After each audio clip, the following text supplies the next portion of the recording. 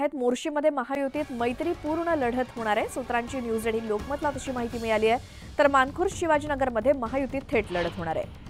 मुख्यमंत्री आणि उपमुख्यमंत्र्यांच्या बैठकीनंतर महत्त्वाचा निर्णय झालाय। मानखुर्द शिवाजीनगर येथे भाजप नवाब मलिकांचा प्रचार करणार नाही। मानखुर्दमध्ये भाजपची साथ शिवसेनेला असेल। तर राष्ट्रवादी काँग्रेसकडून ऐनवेळी नवाब मलिकांना एबी फॉर्म दिल्यामुळे पेच निर्माण झाला आणि इतर ठिकाणी बंडखोरांची समजूत काढली जाणार आहे। अधिक माहितीसाठी जाऊयात आमचे प्रतिनिधी तुषार उपणवर आपल्या सोबत आहे। तुषार, अशा कोणकोणत्या जागा आहेत की तिथे महायुतीतच लढत होतीये? आपण जर पाहिलं असेल तर महायुतीमध्ये आजही बंडखोरांना थंड करायचं काम मुख्यमंत्री एकनाथ शिंदे, उपमुख्यमंत्री देवेंद्र फडणवीस आणि उपमुख्यमंत्री अजित पवार करताना पाहायला मिळतात। मात्र महायुतीमध्ये आताही आपल्याला बंडखोरी काही भागात पाहायला मिळणार आहे, निवडणूक होणार आहे। त्यापैकी मुंबईतला सर्वाधिक चर्चेत असा मतदारसंघ म्हणजे मानखुर्दमध्ये राष्ट्रवादी काँग्रेस पक्षाने नवाब मलिक यांना एबी फॉर्म दिलेला आहे आणि नवाब मलिक निवडणूक लढवण्यावर ठाम देखील आहेत। मात्र भाजप त्यांना त्या ठिकाणी कोणताही प्रचार करणार नाहीये किंवा त्यांना कोणत्याही प्रकारची मदत देखील आपल्याला करताना पाहायला मिळणार नाहीये। त्यानंतर आपण पाहिलं असेल तर प्रामुख्याने मोर्शी हा जो मतदारसंघ आहे, मोर्शीमध्ये देखील महायुतीमध्ये आपल्याला मैत्रीपूर्ण लढत होताना पाहायला मिळणार आहे। कारण की स्वतः एकनाथ शिंदे, देवेंद्र फडणवीस रोखण्याचा प्रयत्न करत होते। मात्र प्रामुख्याने मानखुर्दचा मतदारसंघ असेल किंवा मोर्शीचा मतदारसंघ असेल, या दोन मतदारसंघामध्ये अद्यापही आपल्याला लढत होताना पाहायला मिळणार आहे। त्यानंतर आपण जर पाहिलं असेल तर ऐरोलीचा मतदारसंघ आहे। ऐरोली मतदारसंघामध्ये विजय चौगुले यांनी अपक्ष अर्ज दाखल केलेला आहे आणि ते अजूनही माघार न घेण्यावरती ठाम आहेत। जर त्या ठिकाणी माघार घेतली नाही तर विजय चौगुले विरुद्ध गणेश नाईक असा सामना रंगताना पाहायला मिळणार आहे। मात्र अद्यापही महायुतीचे प्रमुख नेते अजित पवार, एकनाथ शिंदे आणि देवेंद्र फडणवीस महायुतीतले बंडोबा कसे थंड होतील याकडे ते लक्ष ठेवून आहेत। बरं, धन्यवाद तुषार या सगळ्या माहितीसाठी।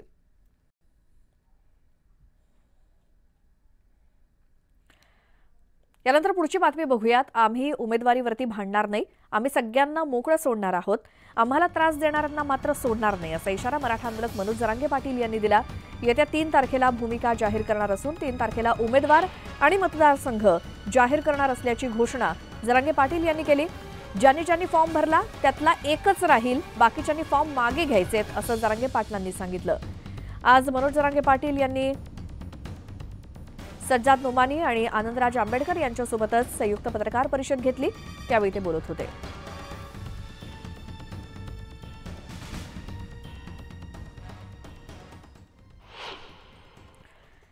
आणि आता पाहूयात झटपट बातम्या। ऐन दिवाळीच्या वातावरणात कोल्हापुरात काँग्रेसला मोठा धक्का बसलाय। काँग्रेसच्या विद्यमान आमदार जयश्री जाधव यांनी शिवसेनेत प्रवेश केला।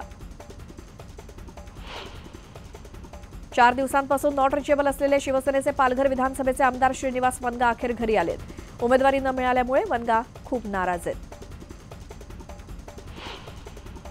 बंडातील 40 पैकी 39 जणांना तिकीट दिलं, त्यामुळे मलाही उमेदवारी मिळेल असा विश्वास होता, पण जिल्ह्यातील गटबाजीमुळे माझं तिकीट कापलं असा आरोप शिवसेनेचे पालघरचे आमदार श्रीनिवास वनगा यांनी केला। सोलापूर शहर मध्य मतदारसंघात पक्षात बंडखोरी झाल्याची माहिती मिळते। महाविकास आघाडीतील घटक पक्ष असणारे काँग्रेस आणि माकप आमने सामने आलेत। माकपकडून माजी आमदार नरसय्या आडम यांनी बंडखोरी करत सोलापूर शहर मध्यमधून उमेदवारी अर्ज दाखल केलाय। हिंगोलीच्या वसमत विधानसभेत महायुतीमध्ये राष्ट्रवादी काँग्रेसचे विद्यमान आमदार चंद्रकांत नवघरे यांना उमेदवारी मिळाली आहे, परंतु भाजपचे जिल्हा उपाध्यक्ष मिलिंद यंबल यांनी अपक्ष उमेदवारी अर्ज दाखल करत महायुतीत बंडखोरी केली आहे। अमरावती जिल्ह्याच्या बडनेरा मतदारसंघातून रवी राणांच्या विरोधात भाजपच्या कार्यकर्त्यांनी बंडखोरी केली। तुषार भारती यांनी बंडखोरी करत आपला उमेदवारी अर्ज दाखल केला, मात्र आपली ही बंडखोरी नसून मैत्रीपूर्ण लढत असल्याचं त्यांनी म्हटलं। राष्ट्रवादीचे बार्शी तालुक्यातील नेते निरंजन भूमकर यांनी 15 नगरसेवकांसह शरद पवार गटात प्रवेश केला, त्यामुळे सोलापुरात अजितदादांना मोठा धक्का बसलाय। हिंगोलीत महाविकास आघाडीत बिघाडी झाली आहे। कार्यकर्त्यांना शब्द दिला, आता काहीही झालं तरी अर्ज मागे घेणार नाही अशी आक्रमक भूमिका माजी आमदार भाऊराव पाटील गोरेगावकर यांनी घेतली। जालन्यातील घनसावंगीची जागा शिवसेनेला सुटल्यामुळे भाजप नेते सतीश घाटगेंनी बंडखोरी केली। दरम्यान भाजपनं मनधरणी केली तरी आता माघार घेणार नाही असा इशारा घाटगेंनी दिला।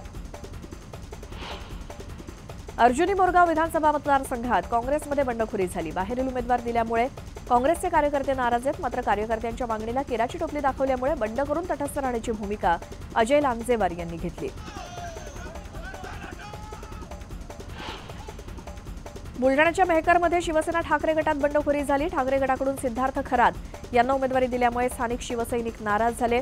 खरातांना उमेदवारी दिल्यामुळे ठाकरे गटाचे नेते संतोष तायडे यांनी अपक्ष अर्ज दाखल केला। महाविकास आघाडीत काही प्रमाणात बंड झाले, त्यांची समजूत काढण्याचा प्रयत्न सुरू असून त्यांना सोबत पुढे नेऊ, मात्र महायुतीत प्रचंड गोंधळाचं वातावरण आहे असं म्हणत बाळासाहेब थोरातांनी महायुतीवर हल्लाबोल केला। श्रीगोंद्यातून प्रतिभा पाचपुतेंऐवजी विक्रम पाचपुतेंनी उमेदवारी देण्याची मागणी कार्यकर्त्यांनी केली आणि भाजपच्या एबी फॉर्ममध्ये प्रतिभा आणि विक्रम पाचपुते या दोघांची नावं असल्याचं समोर आलंय। पंतप्रधान नरेंद्र मोदींच्या पहिल्या प्रचार सभेचं आयोजन धुळ्यामध्ये करण्यात आलं। 8 नोव्हेंबरला ही सभा पार पडणार आहे। बीडच्या धारूरमध्ये अपक्ष उमेदवार माधव निर्मळ यांना प्रचार करण्यापासून रोखण्याचा प्रयत्न करण्यात आला। प्रचारापासून रोखणाऱ्या 10 जणांवरती गुन्हे दाखल करण्यात आले। सांगली आणि तासगाव कवठे महाकाळमध्ये एकापेक्षा जास्त सारख्या नावाचे अनेक उमेदवार असल्यामुळे गोंधळ निर्माण झालाय। रोहित पाटील या नावानं आणखी 3 उमेदवार अपक्ष म्हणून रिंगणात आहेत। बेलापुरात सारख्याच नावाचे 2 उमेदवार निवडणुकीच्या रिंगणात आहेत। भाजप उमेदवार मंदा विजय म्हात्रे यांच्या विरोधात मंदा संजय म्हात्रे नावाच्या महिलेनं अपक्ष अर्ज दाखल केला। सावंतवाडीमध्ये भाजपचे बंडखोर अपक्ष उमेदवार विशाल परब यांच्यावरती अज्ञात इसमाकडून हल्ला करण्यात आला। चालकाच्या प्रसंगावधानामुळे मोठा अनर्थ टळला।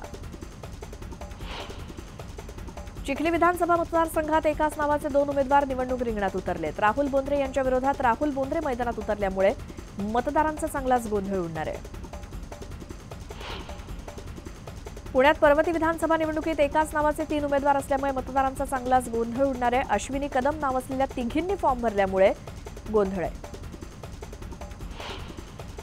चंद्रपूर मतदारसंघातील वंचित बहुजन आघाडीचे उमेदवार स्नेहल रामटेके यांचा उमेदवारी अर्ज रद्द करण्यात आला।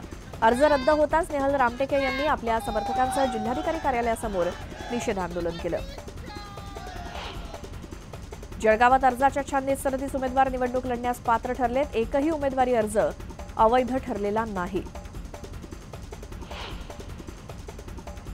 कणकवली विधानसभा मतदारसंघातील भाजप तथा महायुतीचे उमेदवार नितेश राणे यांच्याकडे स्थावर आणि जंगम अशी मिळून 11,03,82,000 रुपये इतकी मालमत्ता आहे आणि त्यांच्यावर 38 गुन्हे प्रलंबित आहेत।